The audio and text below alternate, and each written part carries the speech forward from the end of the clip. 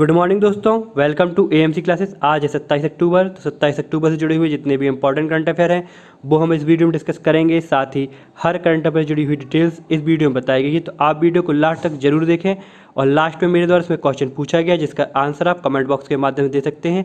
और वीडियो की PDF प्राप्त करने के लिए आप हमारे टेलीग्राम ग्रुप से जुड़ सकते हैं जिसकी लिंक डिस्क्रिप्शन पर दी गई है। तो चलिए हम स्टार्ट करते हैं। सबसे पहले हम 27 अक्टूबर की करंट अफेयर्स की मुख्य हाईलाइट जान लेते हैं क्या है। तो फर्स्ट है हमारा, किसने तीसरी पीढ़ी के एंटी टैंक गाइडेड मिसाइल नाग को विकसित किया है। नेक्स्ट है, हाल ही में नासा ने किसे चंद्रमा पर सेलुलर नेटवर्क बनाने हेतु एक भागीदार के तौर पर चुना है। नेक्स्ट है, हाल ही में वैज्ञानिकों द्वारा मापा गया समय का सबसे छोटा अंतराल क्या है। नेक्स्ट है, यूरोपीय संघ ने किस वर्ष तक शून्य कार्बन उत्सर्जन का लक्ष्य रखा है। नेक्स्ट है, किस ड्राइवर ने हाल ही में पुर्तगाल ग्रां-प्री 2020 रेस जीती है। नेक्स्ट है, हाल ही में किस भारतीय मूल की डॉक्टर ने आउटस्टैंडिंग यंग पर्सन अवार्ड 2020 जीता है। नेक्स्ट है, प्रतिवर्ष संयुक्त राष्ट्र दिवस कब मनाया जाता है। साथ ही किस बैंक ने हाल ही में व्हाट्सएप पर अपनी बैंकिंग सेवाएं शुरू की हैं। तो चलिए हम स्टार्ट करते हैं।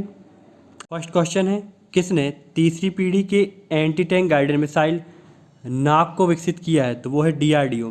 DRDO द्वारा तीसरी पीढ़ी के एंटी टैंक गाइडेड मिसाइल नाग को विकसित किया गया है। ऑप्शन ए इसमें करेक्ट है। अब इससे जुड़ी हुई डिटेल्स देखते हैं हम क्या हैं। तो रक्षा अनुसंधान और विकास संगठन DRDO ने तीसरी पीढ़ी के एंटी टैंक गाइडेड मिसाइल नाग को विकसित किया है। यह नए युग के मुख्य बैटल टैंक हैं और अन्य भारी बख्तरबंद वाहनों को नष्ट करने की क्षमता रखते हैं। साथ ही प्रक्षेपास्त्र समग्र और प्रतिक्रियाशील कवच से लैस सभी NVT को नष्ट करने के लिए एक पैसिव होमिंग गाइडेंस उपकरण के साथ साथ मारो और भूल जाओ तथा उच्च हमले की क्षमताओं से लैस हैं यह मिसाइल हैं। साथ ही नाग प्रक्षेपास्त्र वाहक NAMICA एक BMC-2 आधारित प्रणाली है जिसमें जल एवं जमीन दोनों पर चलने की क्षमता है। नेक्स्ट, हाल ही में नासा ने किसे चंद्रमा पर सेलुलर नेटवर्क बनाने हेतु एक भागीदार के तौर पर चुना है। तो वो है नोकिया। नोकिया को नासा ने चंद्रमा पर सेलुलर नेटवर्क बनाने हेतु अपना भागीदार चुना है। ऑप्शन सी इसमें करेक्ट है। अब इससे जुड़ी हुई डिटेल्स देखते हैं हम क्या हैं। तो नासा ने चंद्रमा पर सेलुलर नेटवर्क बनाने हेतु नोकिया को अपना भागीदार चुना है जिससे चंद्रमा सतह पर एक स्थायी मानव उपस्थिति की दिशा में मार्ग प्रशस्त होगा। साथ ही नोकिया इस मिशन के लिए ग्राउंड ब्रेकिंग संचार नेटवर्क को चंद्र लैंडर में एकीकृत करने और इसे चंद्र सतह तक पहुंचाने के लिए टेक्सास स्थित इंट्यूटिव मशीनों के साथ साझेदारी करेगा। नेक्स्ट, हाल ही में वैज्ञानिकों द्वारा मापा गया समय का सबसे छोटा अंतराल क्या है। तो वो है 247 जेप्टोसेकेंड्स। 247 जेप्टोसेकेंड्स वैज्ञानिकों द्वारा हाल ही में मापा गया समय का सबसे छोटा अंतराल है। मतलब ऑप्शन सी इसमें करेक्ट है। अब डिटेल्स देखते हैं हम इससे जुड़ी हुई क्या है।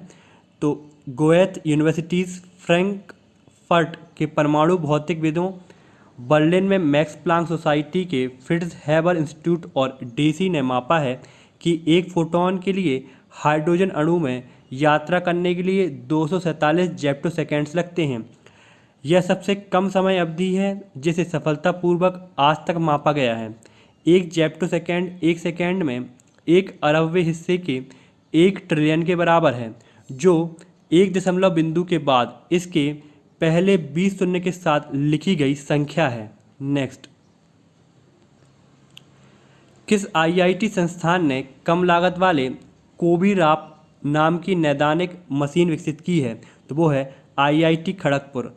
IIT खड़गपुर ने कोबीरैप नाम की नैदानिक मशीन विकसित की है। ऑप्शन सी करेक्ट है। अब डिटेल्स देख लेते हैं हम इससे जुड़ी हुई क्या है। तो Indian council of medical research ने कोविड-19 का पता लगाने कोबीराप नाम की नैदानिक मशीन की क्षमता का सफलतापूर्वक सत्यापन किया है। यह मशीन IIT खड़गपुर के शोधकर्ताओं द्वारा विकसित की गई है। इस नैदानिक परीक्षण की प्रकृति पोर्टेबल है और 1 घंटे के भीतर कोरोना वायरस की तेज़ी से नैदानिक जांच करता है। परीक्षण को भारतीय चिकित्सा अनुसंधान परिषद की मंजूरी मिल गई है। डिवाइस की लागत लगभग 500 रुपये परीक्षण है और परिणाम प्रतिष्ठित RT-PCR जांच की तुलना के मानक स्तर के साथ किया जाता है। नेक्स्ट, यूरोपीय संघ ने किस वर्ष तक शून्य कार्बन उत्सर्जन का लक्ष्य रखा है? तो वो है 2050। 2050 तक यूरोपीय संघ ने शून्य कार्बन उत्सर्जन का लक्ष्य रखा है, मतलब ऑप्शन डी करेक्ट है। अब डिटेल्स जान लेते हैं हम इससे जुड़ी हुई क्या है। तो लग्जमबर्ग के यूरोपीय संघ के पर्यावरण मंत्रियों द्वारा आयोजित एक बैठक में 2050 तक यूरोपीय संघ द्वारा शून्य कार्बन उत्सर्जक बनाने के लिए एक कानून बनाया गया है। यह सौदा यूरोपीय संघ के सभी सदस्यों पर कानूनी रूप से बाध्यकारी है। यह जलवायु कानून विभिन्न औद्योगिक क्षेत्रों में ग्रीन हाउस उत्सर्जन को कम करने के लिए यूरोप की योजनाओं के लिए एक आधार तैयार करेगा। नेक्स्ट,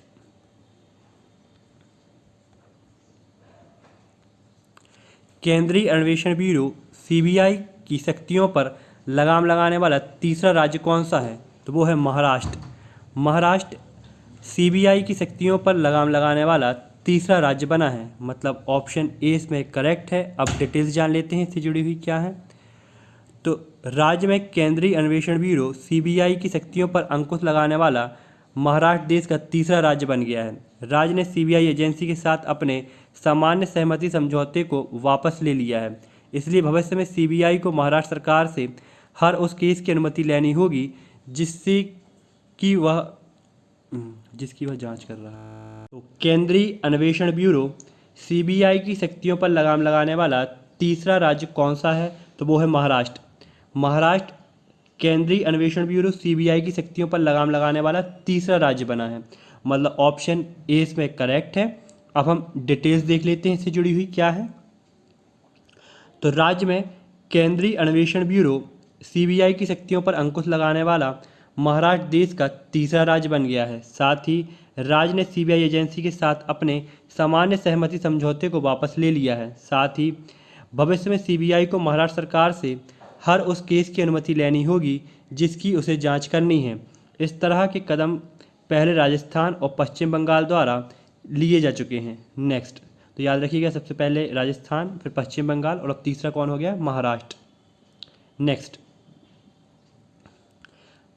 आईटीबीपी का स्थापना दिवस किस तिथि को मनाया जाता है? तो ये मनाया जाता है 24 अक्टूबर को। 24 अक्टूबर को आईटीबीपी का स्थापना दिवस मनाया जाता है, मतलब ऑप्शन बी करेक्ट है। अब हम डिटेल्स देखते हैं क्या है इससे जुड़ी हुई। तो 24 अक्टूबर को आईटीबीपी का स्थापना दिवस मनाया जाता है। भारत तिब्बत सीमा पुलिस बल आईटीबीपी ने 24 अक्टूबर 2020 को अपना 59वां स्थापना दिवस मनाया है। नेक्स्ट, किस ड्राइवर ने हाल ही में पुर्तगाल ग्रां प्री 2020 रेस जीती है? तो वो है लुइस हैमिल्टन। लुइस हैमिल्टन ने पुर्तगाल ग्रां प्री 2020 रेस जीती है, ऑप्शन सी करेक्ट है। अब डिटेल्स जान लेते हैं इससे जुड़ी हुई क्या है। तो ब्रिटिश ड्राइवर लुइस हैमिल्टन ने पुर्तगाल ग्रां प्री 2020 रेस जीत ली है। यह उनके कैरियर की 92वीं जीत थी और वह जर्मनी के महान ड्राइवर माइकल शूमाकर से आगे निकल गए हैं। हैमिल्टन मर्सिडीज के अपने साथी ड्राइवर वाल्टेरी बोटास से 25.6 सेकेंड आगे रहे हैं, मतलब सेकेंड नंबर पर रहे हैं वाल्टेरी बोटास। तीसरे नंबर पर रहे हैं रेडबुल के मैक्स वेरस्टेपेन। तो याद रखिएगा फर्स्ट नंबर पर कौन है? लुइस हैमिल्टन है, दूसरे नंबर पर वाल्टेरी बोटास हैं और तीसरे नंबर पर हैं मैक्स वेरस्टेपेन। नेक्स्ट, हाल ही में किस भारतीय मूल की डॉक्टर ने आउटस्टैंडिंग यंग पर्सन अवार्ड 2020 जीता है? तो वो है जैजनी वारगीज। जैजनी वारगीज ने आउटस्टैंडिंग यंग पर्सन अवार्ड 2020 जीता है, ऑप्शन सी करेक्ट है। अब डिटेल्स देख लेते हैं हम। तो भारतीय मूल की ब्रिटिश प्लास्टिक सर्जन डॉक्टर जैजनी वारगीज को स्तन कैंसर का पता लगाने और उसका इलाज करने में असाधारण वैज्ञानिक योगदान के लिए एक गैर सरकारी संगठन ने आउटस्टैंडिंग यंग पर्सन अवार्ड 2020 पुरस्कार के लिए नामित किया है। वारगीज रॉयल फ्री हॉस्पिटल और यूनिवर्सिटीज़ कॉलेज लंदन में ऑन्कोप्लास्टिक ब्रेस्ट सर्जरीज में कंसल्टेंट हैं। नेक्स्ट, तो हाल ही में किस राज्य में भारत में पहली बार हींग की खेती की गई है? तो वो है हिमाचल प्रदेश। हिमाचल प्रदेश में भारत में पहली बार हींग की खेती की गई है, मतलब ऑप्शन डी इस पर करेक्ट है। अब हम डिटेल्स जान लेते हैं इससे जुड़ी हुई क्या है। तो हिमाचल प्रदेश में लाहौल घाटी के किसानों ने इतिहास रचते हुए पहली बार हींग की खेती शुरू की है। भारत में दुनिया में तैयार होने वाले हींग की करीब 50% खपत होती है। भारत में हींग प्रमुख मसालों में से एक है और यह भारत में उच्च मूल्य की एक मसाला फसल है। राज्यपाल हैं हिमाचल प्रदेश के बंडारू दत्तात्रेय। राजधानियाँ हैं शिमला और धर्मशाला। मुख्यमंत्री हैं जयराम ठाकुर। नेक्स्ट, प्रतिवर्ष संयुक्त राष्ट्र दिवस कब मनाया जाता है? तो ये मनाया जाता है 24 अक्टूबर को। 24 अक्टूबर को मनाया जाता है संयुक्त राष्ट्र दिवस, मतलब ऑप्शन ए करेक्ट है। अब हम डिटेल्स जान लेते हैं इससे जुड़ी हुई क्या है। तो 24 अक्टूबर 2020 को संयुक्त राष्ट्र दिवस UN डे 2020 मनाया गया। 24 अक्टूबर को प्रतिवर्ष यह दिवस मनाया जाता है। इस बार संयुक्त राष्ट्र दिवस की 75वीं वर्षगांठ बनाई गई। साथ ही संयुक्त राष्ट्र दिवस 2020 के लिए इस बार की थीम थी the future we want, the UN we need, reforming over collective commitment to multilateralism. Next, हाल ही में चर्चित गिरनार रोपवे का निर्माण किस राज्य में किया जाएगा? तो ये किया जाएगा गुजरात में। गुजरात राज्य में गिरनार रोपवे का निर्माण किया जाएगा। ऑप्शन सी करेक्ट है। अब हम डिटेल्स देख लेते हैं क्या है इससे जुड़ी हुई। तो गिरनार रोपवे गुजरात के जूनागढ़ जिले में माउंट गिरनार में स्थित एशिया के सबसे लंबे रोपवे में से एक है। इस परियोजना को पहली बार 1983 में प्रस्तावित किया गया था, लेकिन निर्माण केवल सितंबर 2018 में शुरू हुआ। समाचार में क्यों है? तो ये जानते हैं। यह गुजरात की उन 3 परियोजनाओं में से एक है जिनका उद्घाटन PM नरेंद्र मोदी करेंगे। अब 2 अहमदाबाद में स्थित संयुक्त राष्ट्र मेहता हृदय अनुसंधान संस्थान ये योजना है जिसका उद्घाटन प्रधानमंत्री मोदी करेंगे, और दूसरी है किसान सर्वोदय योजना, और तीसरी मैं आपको बता चुका हूँ क्या है, गिरनार रोपवे वाली योजना। तो ये तीनों योजनाओं का उद्घाटन प्रधानमंत्री नरेंद्र मोदी करेंगे। नेक्स्ट, अब देखिए राजधानी गुजरात की गांधीनगर है। राज्यपाल हैं आचार्य देवव्रत। मुख्यमंत्री हैं विजय रूपाणी। मैप में देखिए ये है गुजरात। नेक्स्ट, किस बैंक ने हाल ही में व्हाट्सएप पर अपनी बैंकिंग सेवाएं शुरू की हैं? तो वो है IDBI बैंक। IDBI बैंक ने व्हाट्सएप पर अपनी सभी बैंकिंग सेवाएं शुरू की हैं, मतलब ऑप्शन बी करेक्ट है। अब हम डिटेल्स जान लेते हैं इससे जुड़ी हुई क्या है। तो IDBI बैंक लिमिटेड ने अपने ग्राहकों के लिए व्हाट्सएप पर बैंकिंग सेवा शुरू की है। बैंक इस सुविधा की शुरुआत अपने कस्टमर की सहूलियत के लिए कर रहा है। साथ ही सभी कस्टमर को आसानी से बुनियादी बैंकिंग सेवाएं भी प्राप्त हो सकेंगी। इसके माध्यम से IDBI बैंक इस सुविधा को पूरे देश में शुरू करेगा। इस सुविधा का उपयोग कस्टमर दूसरे शहर में रहकर भी कर सकते हैं। अब चलिए आज का प्रश्न हम देख लेते हैं। तो आज का प्रश्न है, किस देश को हाल ही में अंतर्राष्ट्रीय श्रम संगठन की अध्यक्षता मिली है? इसका आंसर आप कमेंट बॉक्स के माध्यम से दे सकते हैं। दोस्तों, जय हिंद, जय भारत।